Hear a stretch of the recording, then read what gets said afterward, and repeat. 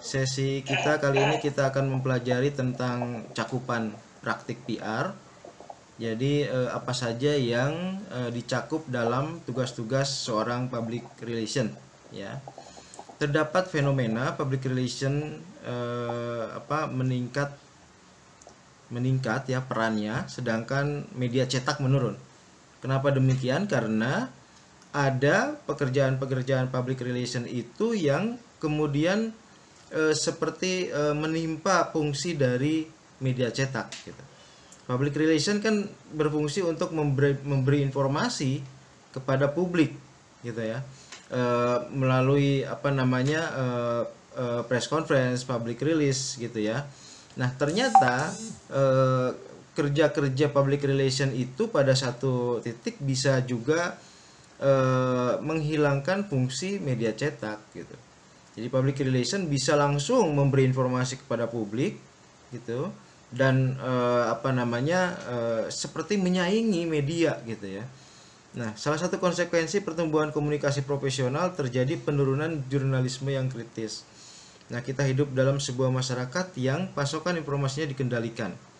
Jadi berbeda dengan media, tentu public relation harus memastikan bahwa informasi-informasi yang masuk ke ruang publik itu adalah informasi-informasi yang tidak merugikan perusahaan ya, tidak merugikan organisasi, lembaga gitu. Nah, itu tentu membuat informasi itu sendiri seperti direkayasa ya. Informasi itu sejauh dibuat sedemikian rupa sehingga informasi itu tidak merugikan perusahaan gitu. Oke, ada dua posisi berlawanan terkait dengan argumentasi pertumbuhan komunikasi profesional. Jadi perusahaan organisasi telah merespon tuntutan masyarakat agar menjalankan konsep keterbukaan dan transparansi. Itu di satu sisi. Ya, ada indikasi dari keinginan kuat mengendalikan dan membatasi aliran informasi agar informasi tersebut sesuai dengan apa yang diinginkan oleh organisasi atau oleh perusahaan. Jadi di satu sisi ada tuntutan masyarakat agar menjalankan konsep keterbukaan dan transparansi. Di sisi lain, PR juga punya kepentingan untuk membela kepentingan perusahaan gitu. Dan itu kadang bagi public relation yang kurang berpikir begitu ya, itu membuat informasi yang dibuat oleh public relation itu hanya informasi-informasi yang menguntungkan perusahaan gitu. Sedangkan informasi yang lain itu mereka tutup, tidak transparan gitu. Nah, itu ada kita bisa lihat bahwa itu kekurangan dari public relation yang katakanlah kebablasan gitu ya. Nah, supaya kita lewat. Jadi public relation itu pekerjaannya itu sangat berat ya. Karena dia berupaya untuk keluar membawa perusahaan atau organisasi dari krisis, merespon isu-isu yang berat, dan kalau responnya itu salah maka akan membawa perusahaan atau organisasi itu ke dalam krisis gitu ya. Nah, karena itu banyak sekali orang-orang yang sudah masuk bekerja sebagai public relation itu kemudian keluar kembali gitu ya. Jadi siklus dalam pekerjaan public relation itu tinggi gitu. Nah, kenapa ada orang keluar masuk seperti itu? Artinya kan kita melihat bahwa ada orang yang mungkin tidak betah dalam pekerjaan itu, ada orang yang merasa tidak cocok, ada orang yang wah ini pekerjaan ini terlalu berat rasanya gitu. Nah, mungkin seperti itu gitu ya. Nah, penyebab lainnya adalah karena kurangnya peluang untuk pelatihan. Public relation itu salah satu bagian yang jarang sekali ada pelatihan gitu sampai saat ini gitu ya. Kalau kita lihat ada pelatihan keuangan, ada pelatihan finance ya, ada pelatihan manajemen, itu banyak sekali pelatihan yang lainnya gitu. Tapi untuk public relation itu memang kurang sekali gitu ya. Sementara jam kerja dari seorang public relation itu tinggi. Kenapa jam kerjanya tinggi? Karena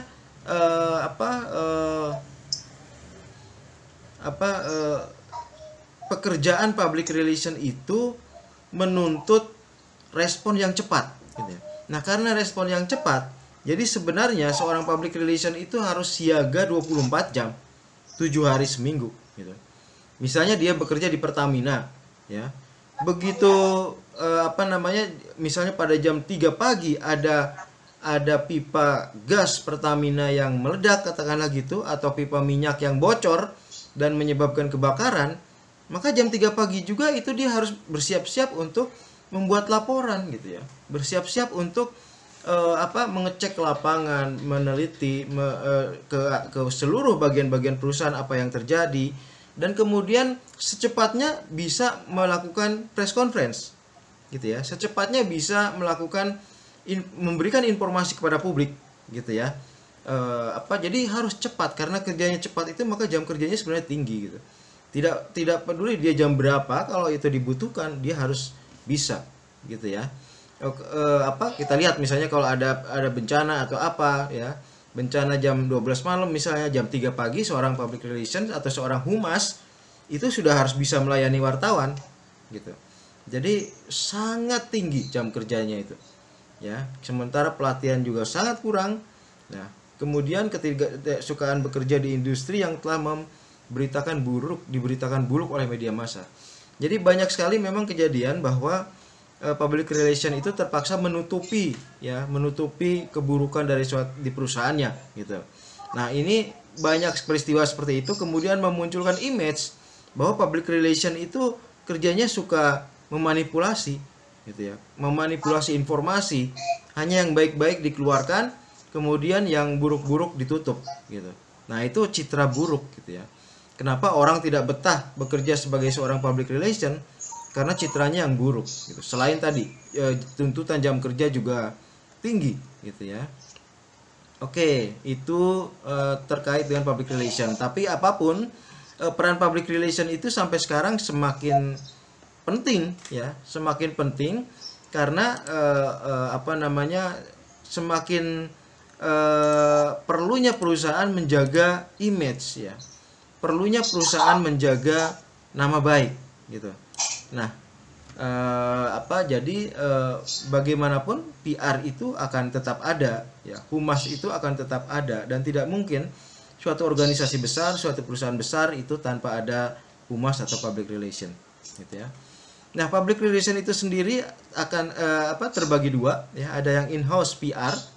Jadi public relation di satu perusahaan gitu ya, sama dengan bagian finance, sama dengan bagian marketing, sama dengan bagian advertising gitu ya, sama dengan bagian administrasi, itu ada bagian public relation ya. Itu namanya kita sebut sebagai in-house public relation. Public relation yang menjadi bagian dari suatu perusahaan atau organisasi. Nah, tetapi di luar itu ada yang namanya external public relation ya. External public relation itu adalah public relation yang di-hire oleh perusahaan ya, dari luar gitu ya. Public relation dari luar yang di-hire oleh suatu perusahaan untuk menyelesaikan satu isu tertentu. Nah, itu external public relation, atau disebut juga sebagai konsultan ya, eksternal ya. Nah, konsultan eksternal dianggap lebih baik dengan alasan mereka telah bekerja untuk sejumlah klien berbeda, sehingga mereka memiliki jangkauan pengetahuan, jangkauan keilmuan yang lebih tinggi gitu ya. Jadi biasanya kan begini, biasanya kalau orang public relation itu kalau baru masuk ke dalam public relation, biasanya bergabung dalam satu perusahaan, seseorang yang berminat ke arah public relation ya. Nah, setelah dia bekerja sekian lama, dia paham apa yang dikerjakan oleh seorang public relation, maka dia kemudian bisa keluar dan kemudian membangun satu perusahaan sendiri, namanya perusahaan konsultan gitu ya. Sama dengan perusahaan konsultan hukum, sama dengan perusahaan konsultan keuangan misalnya, dia adalah konsultan PR ya, konsultan public relation. Nah, pekerjaan dari konsultan public relation itu adalah membantu klien-kliennya yang sedang mengalami masalah gitu ya, terutama masalah dengan hubungannya dengan konsumen, dengan masyarakat gitu ya. Nah, perusahaan yang di hire ini external public relation itu itu berusaha membantu memperbaiki citra yang buruk dari perusahaan itu agar kemudian citra suatu perusahaan itu menjadi baik, begitu ya. Oke, itu tentang in-house dan eksternal, gitu ya. Jadi bayangkan saja kalau misalnya Anda tertarik dalam dunia PR, maka tentu Anda pertama-tama tidak bisa misalnya mendirikan konsultan PR. Ya kecuali kalau punya teman atau meng-hire orang-orang yang memang sudah senior dalam public relation, bisa saja. Anda punya duit misalnya, Anda investasikan untuk membangun suatu perusahaan konsultan PR, dan kemudian Anda meng-hire, mempekerjakan ahli-ahli PR gitu ya yang sudah senior, maka tentu Anda bisa saja langsung menjadi seorang konsultan PR. Tetapi kebanyakan setelah fresh graduate gitu ya, lulus dari kuliah, berminat dalam public relation, maka dia akan melamar kepada suatu perusahaan, kemudian bekerja di perusahaan itu di bagian public relation gitu ya, sekian lama, berusaha untuk memahami apa itu public relation, berusaha untuk menyelesaikan berbagai masalah dalam di perusahaan itu terkait dengan public relation, misalnya terkait dengan komplain-komplain pelanggan, terkait dengan lingkungan masyarakat sekitar perusahaan, terkait dengan katakanlah suatu kecelakaan kerja gitu ya yang harus dikomunikasikan kepada masyarakat, kepada publik gitu ya. Nah, setelah sekian lama dia bekerja, kemudian dia paham apa yang dikerjakan oleh seorang public relation dan dia memiliki modal gitu ya, maka kemudian dia akan keluar dari suatu perusahaan itu, Anda akan keluar dan kemudian mendirikan satu perusahaan konsultan PR gitu ya. Itu kira-kira yang terjadi dalam dunia PR gitu ya. Oke. Ya, itu bahasan terkait dengan cakupan PR. Jadi PR itu biasanya banyak juga seorang PR itu berasal dari wartawan ya. Misalnya Pertamina gitu seringkali meng-hire orang untuk public relation itu mantan wartawan atau wartawan yang kemudian ditawari, apakah Anda ingin bekerja di Pertamina misalnya di bagian humas gitu ya. Nah, itu kalau si wartawan itu mau, maka dia di-hire gitu ya. Kenapa perusahaan-perusahaan itu biasa meng-hire wartawan untuk posisi-posisi dalam public relation atau kehumasan? Ya karena wartawan memang terbiasa berhubungan dengan perusahaan itu gitu ya. Dan pekerjaan dalam PR di perusahaan itu juga adalah pekerjaan yang tentu akan relasinya adalah dengan wartawan gitu ya. Pekerjaan seorang PR adalah menulis, press release, kemudian menyampaikan press release itu dalam satu press conference gitu ya. Seperti saya katakan di awal perkuliahan, syarat untuk menjadi seorang PR itu adalah terutama menulis gitu ya. Karena memang yang dikomunikasikan adalah produk yang ditulis gitu ya, press release atau our stand atau apa gitu ya, itu dibuat dalam tulisan gitu ya. Nah, itu kira-kira cakupan public relation gitu ya, dan kemudian persyaratan-persyaratannya. Nah, biasanya memang karir seorang public relation itu seperti tadi saya katakan, fresh graduate dari universitas, dia berminat dengan PR, maka dia akan melamar ke suatu perusahaan tertentu yang dia pikir akan memberikan karir yang baik gitu ya. Nah, kalau memang perusahaan itu sangat baik, nah kemungkinan karir ke-PR-an dia itu akan terus di internal perusahaan itu gitu. Sampai dia akan katakanlah menjabat pimpinan public relation di perusahaan itu gitu ya. Kepala humas lah atau manajer public relation atau apapun itu namanya. Nah, biasanya kalau di perusahaan besar itu jenjang karirnya panjang gitu ya. Sehingga kemudian seseorang itu akan tetap di perusahaan itu gitu, akan loyal misalnya di Pertamina atau di Freeport mungkin gitu ya, karena kesejahteraannya luar biasa gitu ya. Lain halnya misalnya kalau dia menjadi PR di perusahaan kecil gitu ya. Nah, maka kalau jenjang karirnya sudah mentok, maka dia akan berpikir gitu untuk pindah ke perusahaan lain yang lebih besar karena dia punya pengalaman kerja gitu ya. Karena perusahaan-perusahaan besar biasanya memang memerlukan pengalaman kerja, apakah dia sebagai wartawan atau sebelumnya sebagai PR juga gitu ya. Nah, pindah ke perusahaan besar yang lebih menjanjikan jenjang karir dan kesejahteraan gitu, atau kalau dia ingin mandiri maka dia akan membentuk satu perusahaan sendiri gitu ya. Dengan modal tertentu dia membentuk suatu konsultan PR.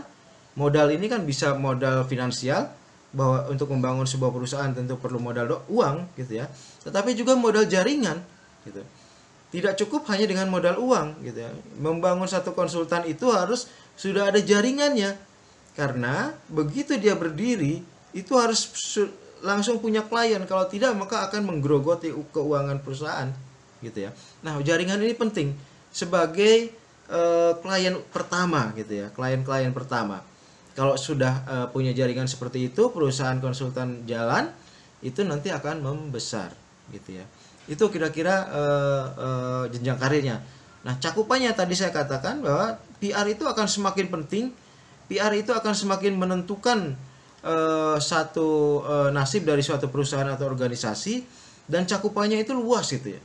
Ya, meskipun ini hanya terkait dengan humas, hanya terkait dengan jembatan informasi dari satu perusahaan atau organisasi ke masyarakat gitu ya, tetapi yang dicakup dalam PR itu banyak sekali gitu ya.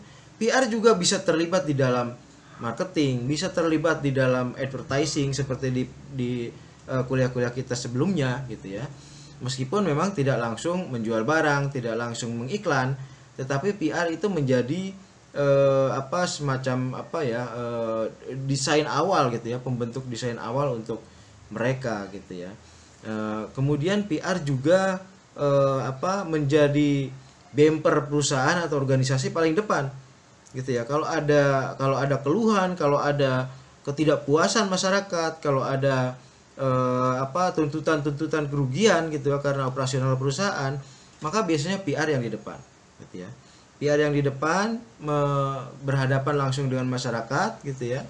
Atau kalau memang ini via rilis, maka dia berhadapan dengan wartawan gitu, dan kemudian berusaha untuk menyelesaikan setiap isu yang kalau tidak diselesaikan akan merugikan perusahaan gitu ya. Isu yang kira-kira kalau tidak diselesaikan itu akan berubah menjadi krisis ya, dan krisis itu sangat rentan sekali dan bisa membuat satu perusahaan itu kolaps gitu ya, atau setidaknya kesulitan gitu. Nah, itu cakupan PR yang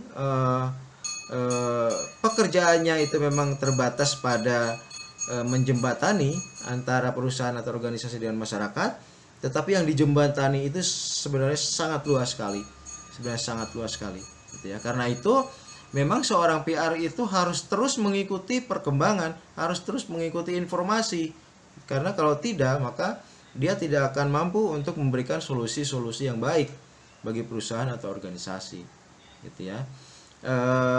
Katakanlah seorang public relation atau humas di suatu perusahaan batubara misalnya gitu ya. Nah, dia harus selalu ikut informasi bagaimana pandangan masyarakat dunia terhadap batubara misalnya.